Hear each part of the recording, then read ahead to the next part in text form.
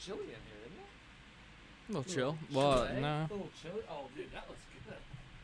That looks good. It looks good.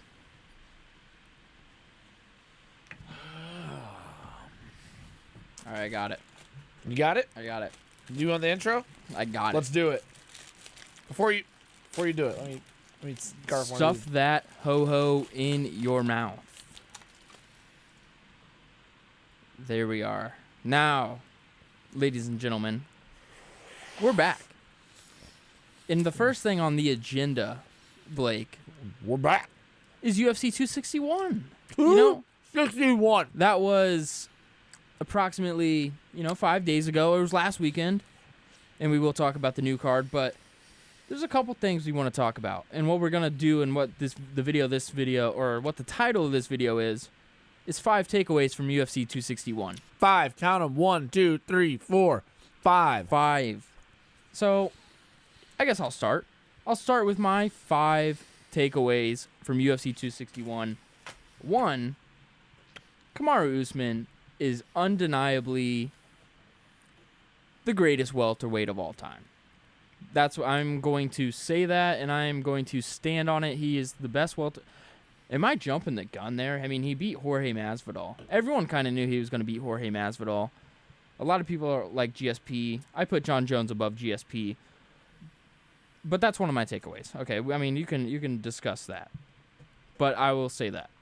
The second takeaway is the fans absolutely brought it. They were a complete difference maker in that card. I think it was a part of the reason it was so exciting, so compelling, and so amazing. Third, I'm going to go Jake Paul and Daniel Cormier. That was interesting. That was a takeaway that I had. That was pretty interesting. Like, DC, what are you doing? Jake Paul, you're kind of a genius, man. I mean, in not a good way, but I mean in a roundabout way of me not complimenting Jake Paul, you're kind of a genius. Fourth, Jeff Molina, our own Kansas City guy. Fantastic debut. Couldn't have gone any better besides getting the finish. But you got $50K instead. I love that for the Kansas City guy. And then, God, what's my last takeaway? There's a lot I could choose from here. But I'm going to go and honorable mention Rose Namajunas, but Shevchenko deserves her respect. She deserves to fight Amanda Nunes. That's my takeaway. Those are my 5 takeaways from UFC 261 off the dome. That was just organic. It felt right. We didn't write these down at all. And that's just, it felt right. Because you think about it, and that card is still fresh on your mind just by thinking about it and talking about it and doing it and feeling it and sometimes being with it. Sometimes when you think about it, and that's when you do it. And then when you're doing it and thinking about it, that's how you feel about it. And then you do it, and then once you thought about how you did it, then you can realize what made you think about it. Couldn't have said it better myself, Josh. That was pretty good 5 solid takeaways. Make sure you remember those because I want to come back to those real quick. Actually, screw it. We're going to come back to them right now. So, yeah, okay. Your 5 takeaways. Of that, I want to talk about one. You can talk about one of mine here after that. Okay. I want to talk about the Jake Paul incident with him and Daniel Cormier. That was interesting. It was interesting. It was interesting. You know why? Because I think the more promotion that Jake Paul gets, the more that what he is doing, and to his compliment, he is doing it very well. That pains me to say because I fucking hate that guy. Don't like that guy at all. He's probably, I'm going to take the words of I don't like him either. Pete Davidson and Ben Askren combined. He's a piece of shit human being. Let's just put it the way it is. But what he has done has convinced the world, not fighters, but the world, that somehow he is a legitimate fighter. Yeah. And you know what? Kudos to the young man. He's out there getting a bunch of money right now for it. But the exchange he had between Daniel Cormier and him, the exchanges he's had between him and Conor McGregor, the exchanges he's now having with Kamaru Usman. Mm-hmm. And that fizzled out rather quickly. I don't know. I keep seeing things on it. Well, I don't know if said, it has fizzled out. Because here's the deal. And if I was Dana White, you're kind of stuck between a rock and a hard place right now if you're Dana White. Because if you listen to Dana White, and listening to him, granted, I take things that he says with a grain of salt, but they asked Dana a lot about the Ben Askren fight with him and Jake Paul. They asked Dana about the numbers that Triller supposedly brought in. And he said they were bullshit. Dana said, if you guys think, because they claimed that they brought in 2 point something million views of online streams, not just overall buys, but just online streams. I'm sure people streaming that. Yeah. Dana White's been in the game a long time, and he's been doing this fight game, the real fight game, for a long time. Now, the only reason I could see, I mean, he calls bullshit. He said, if you guys think that what they're doing over there is real, you're retarded. It's not. It was, you hear more and more about the crapshoot. I like to refer to, Uncle Chael's video. Our boy Chael Sonnen. I love Chael Sonnen. We're big Chael Sonnen guys love over Chael here. Greatest, and he one said, of the greatest shit talkers of all time. What he said was fantastic. You got to go watch his video on Jake Paul. And also, is this the reaction video that he posted? I think it was like 2 days ago, 1 day ago. Yeah, recently. So it was post-fight. And he said, Jake Paul's a troll. Of course. I'm not going to fall into it. But the one thing that you cannot do, and this is literally illegal, is to tamper with contracts. And what is Jake Paul doing? He's coming after UFC fighters that are under contract. And Dana White's thing, this is all to credit to Chael, but he opened my eyes. He said, these guys are under contract. I've let you try this with one of my guys. I let you try it with Ben Askren. And it was a shit show in Dana White's eyes, and maybe not in your eyes or my eyes, but the whole thing was a travesty, just a bad showing of the sport, boxing. And I'm not going to let you tamper with my fighters anymore. No. If you guys can put on such a good show, if you guys can put big numbers up, get your own fucking guys, get your own athletes. Yeah. The guys that can have a story or have a backstory already, because Dana White has done that for years and years. He has been recruiting guys. He has been finding talent. He has been putting together promotions.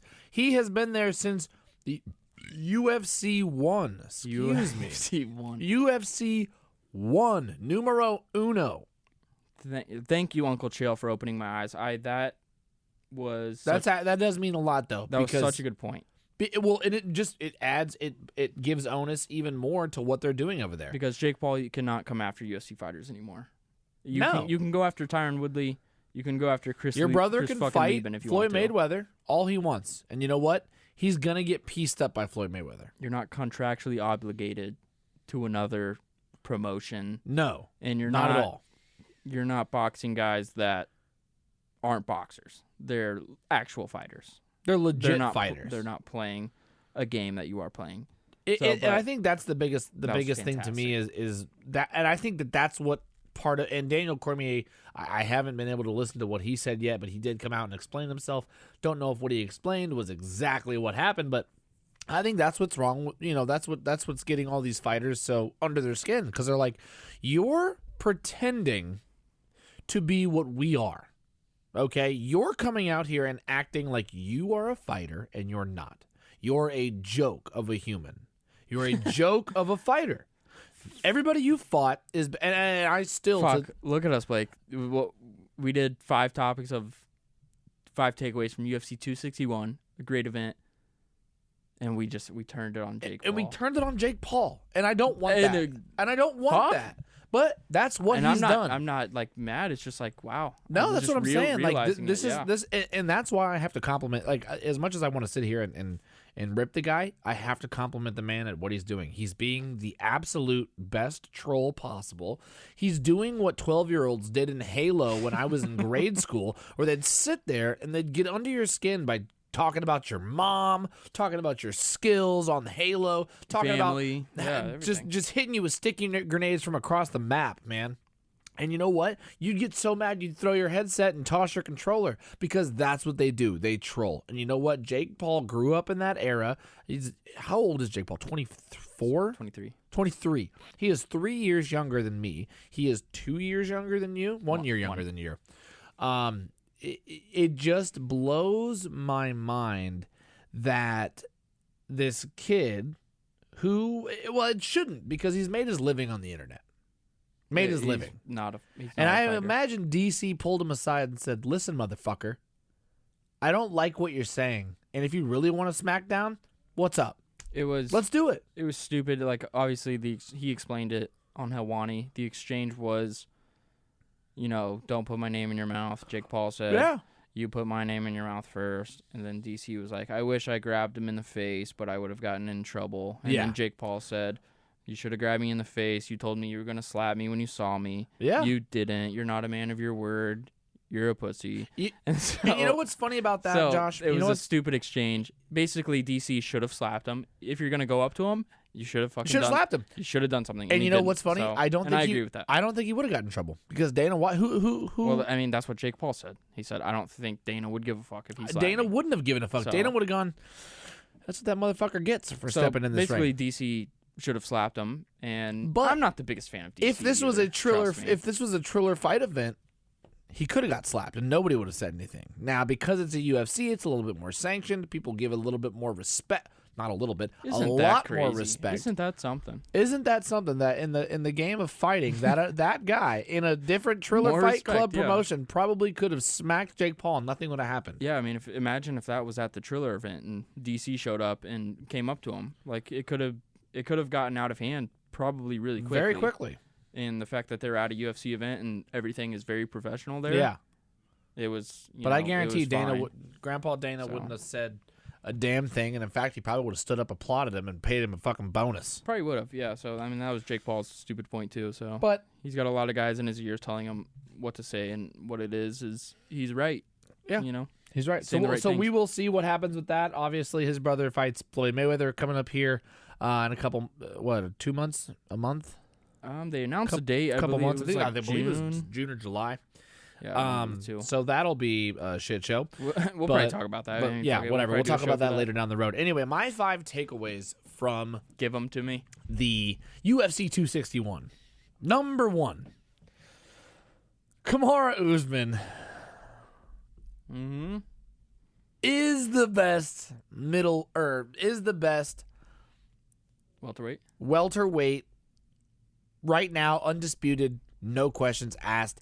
Easily top 5, maybe top 3 welterweights of all time. I don't know if I can say he's the greatest ever. I know that's what you wanted to go with. I still have to really mull over all of the competition at the time of the best of the best. Okay. But right now, Kamaru Usman, as much as I might not like the man's personality as much, I have the utmost respect for his fighting ability and his fighting skill. Yeah. Hands down, the best in the world right now. Great performance. Absolutely phenomenal performance. Stuck Jorge Masvidal. George sat down and passed. I mean, George was knocked unconscious. It took. I mean, I was recapping after with the MMA Stooges, and I mean, it took me by surprise completely. I didn't see that being the finish. I was ready for not a knockout. Not at all. I thought it was going to go to decision. I thought eventually it would be Kamaru, but I did not see a second round knockout. No. Number 2, Valentina Shevchenko is the absolute next fight to make after this upcoming Amanda Nunes fight. It has to be. Is it the trilogy or the trilogy? The trilogy, yes. Or is it the second? Trilogy. I think it is the trilogy. I think it would be. We should probably be more prepared of this. We do run an MMA show. Well, I mean, they fought once before. We did say we're doing it off the dome. You know, these are your real takeaways. These aren't premeditated. Yeah, these aren't. Takeaways. I didn't write these motherfuckers down. That's for sure. But those are 2 good ones. Those are good two takeaways. Valentina Shevchenko is the deadliest woman besides Amanda Nunes on the planet. Came in and made an absolute meat grinding performance of Jessica dominating. Andrade, who 100%. in her own respect is a great fighter, but Valentina Shevchenko is just head and shoulders above and beyond, and is the most elite, just the most elite person in the women's flyweight division. She would beat the living shit out of Jake Paul. Yeah, she would beat Jake Paul. 100%. Number 3. I do not foresee Chris Weidman coming back from this injury to fight again in the UFC. And I know that is slightly comical. What happened to Chris Weidman was so shocking and so tragic that it's going to, take him a long time to rehab that leg, to get back to even try to get back to performance. Now, we've seen people do it before. We've seen Anderson Silva, believe it or not, who Chris Weidman broke Silva's leg the first time around. We've seen Silva bounce back and be able to fight, but I don't see Chris Weidman at this stage in the game fighting again in the UFC under contract at all. That's fair. Oh god. Uriah Hall was also broke a God. record for being the first fighter to ever win a match without throwing a single strike, which is actually insane to think about. Yeah, that's what I'm thinking. This is a mini takeaway. Throw Uriah Hall on a card in like a week. Yeah, please. He didn't even get to fight. The boy's fast tracking himself, and he's about to move up this division to, who knows? He's winning fights, and he doesn't even have to. And he throw doesn't even throw a punches. strike. The man is so good. He's just so in tune mentally. He just broke Chris Weidman's leg with his mind using the force. How does that happen? I don't know. Number 4. Good one. UFC 261 was probably the most entertaining card of the was the most entertaining and best card that we've seen so far this year. And I know I've said we've had some really good cards so far. This had to be absolutely hands down the best, just due to excitement all across the board. Mm-hmm. Number 5. Stinkers. No stinkers. No stinkers, not at all. That entire main card had me on edge the whole time. Everything was whoa, oh my God, whoa, whoa. Number 5, and 5 is going to be a split take. Double take. Rose Namajunas is the rightful owner of that belt, and she is hands down the best in the division and possibly one of the best talents in the world. On prime time, to be able to, multiple times, this is not the first time she did it. She had the best post-octagon interview, at least in my heart. I am a huge Thug Rose Namajunas fan, and when Joe Rogan said, you kept talking to yourself in the corner. You kept talking to yourself saying, you're the best. Or he said, I'm the best. I'm the best. She goes, I am the best. And the crowd erupted inside the Jacksonville Arena. It was, it touched my heart. Josh almost brought a tear to my face because that woman has just gone from nothing but low lows in her life to very high highs on the highest possible stage in front of the most people. All kudos to Rose Namajunas. On that, it's just like Rose is around our age, right? Rose is not old at all. She, if I'm not mistaken, is about 26. Rose Namajunas, I just want to double check this. Okay, 28. 28. Because I was gonna say, okay, I thought she was a little younger, but she's closer to my age. I know my age. I'm a fucking wreck, man. I would be. I feel Rose's emotions in that situation because it's crazy, and she did perfectly. She got the belt with a spectacular head kick, and she couldn't do it any better. Spectacular kick. The timing for that kick, and just to take out an opponent like Waylee Zhang, or however you want to, Zhang Waylee Zhang. Yeah, that, to absolutely dismantle somebody that we have not seen a chink in the armor yet since she's been in the UFC was phenomenally incredible. Phenomenally incredible and incredibly phenomenal. It was incredibly phenomenal and phenomenally incredible. I don't know how else you could say it. The caveat that I have off of this in my second number 5 is immediately if I'm Waylee Zhang, I'm calling for a rematch. And if I'm Dana White, I'm scheduling that as quick as I can. Yeah, I like that. The MMA Stooges guys disagreed with me on this one. I think the fight to make, and a lot of people may not like it, I think it's Andrade. I know she got ruined by Shevchenko, and this is not a brilliant take by any means, but I think Andrade beat her twice, and I think that's a good fight to run back, and because she can handle the first round kind of striking of Rose. You think Andrade beat Rose twice? I think Andrade beat Rose twice. Did you watch the second fight? Because you must not have. Yeah, she won by split decision. But I watched it. I watched it for sure. I thought it was good, but I do like that rematch. I like Waylee running it back. I don't necessarily like the Joanna fight because they were clamoring for the Joanna Rose trilogy. Would it be? And Rose beat her twice. Rose beat her twice. There's no reason to run a trilogy for that fight. Yeah. Rose beat her in the first time she beat her in spectacular fashion. It was spectacularly amazing. What was it? Phenomenally incredible and incredibly phenomenal. Incredibly phenomenal. And so there's no real reason to run back the Joanna fight. She's beat her up head to head both times. So my thing is like Joanna, she beat her twice. Rose beat Joanna twice. Andrade beat Rose twice. Beat Rose twice. So the only thing to make is you don't do trilogies if it's 2-0, even though technically Andrade is 1-1. But I mean, do the Waylee fight. I think what you do is here's the deal. How about this? We'll make a compromise. Nobody wants to watch. You do the Waylee fight. You do Rose versus Waylee. Winner. Actually, it doesn't even matter who the winner is. Then you have Rose run her gambit. She goes and faces Andrade again. Then she goes and faces Joanna again if she wants to later. But if Waylee wins, you immediately trilogy run back the fight. Well, I don't think you immediately run back the fight. I think Rose obviously is going to, depending on how she wins and how long it's going to take her. If Rose loses, you do have to schedule a trilogy. Yeah. It also depends on the 100%. Fashion in which she loses, but probably not. You have to run the trilogy. If Rose wins, I think the fight to run back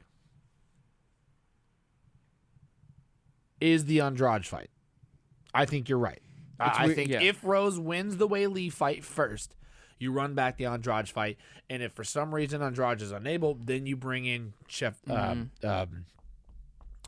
Waylee or Joanna. No, then you bring in Joanna. Yeah. There's not a lot of contenders. There's not a whole lot of contenders, and honestly, right now, those three women are still at such a or what you do. Mackenzie Dern is on the or the fight you make before any of this, before you run anything back. Jake Paul, Valentina Shevchenko. No, I don't think you can do that. Not that, but I want to say I think the fight that needs to be made is the Jacek Waylee fight, but I don't think you can. I don't think you can do that fight before you run back Waylee Rose Namajunas. Sure, you could. You could. I like that. But I do like that. But because and then have Rose enjoy being the champion for a little bit. That's true. You know, she can enjoy it, and then that's true. That's your number one contender match. Even though Rose beat Joanna twice, if she beats Waylee, then Rose is the next one up. Yeah, I like that. Or I like that. Make them two fight, or just give Waylee the title shot. So it's either Waylee's running it back instantly, or Joanna and Waylee are running it back. I think Andrade is the third. If we're taking that route, she is kind of on the bottom right now. She's not the. Oh yeah, because she moved up to 125 for that fight. With Shevchenko. But I think she is a real player at 115. For sure. Well, we saw even though she got her butt kicked in that first Rose Namajunas fight until she was able to secure the single leg. Other than that, she was getting tagged the whole match. It was brutal. And then I like Mackenzie Dern, but she's not ready. I like Dern. Well, what are we doing? I guess it'll just kind of depend. But right now, I think the two fights that are absolutely mandatory is either the Waylee fight versus Rose, running it back, or the Waylee Jacek fight has to be the next one. One of those two has to be the next fight. Book it, look it, cook it, hook it.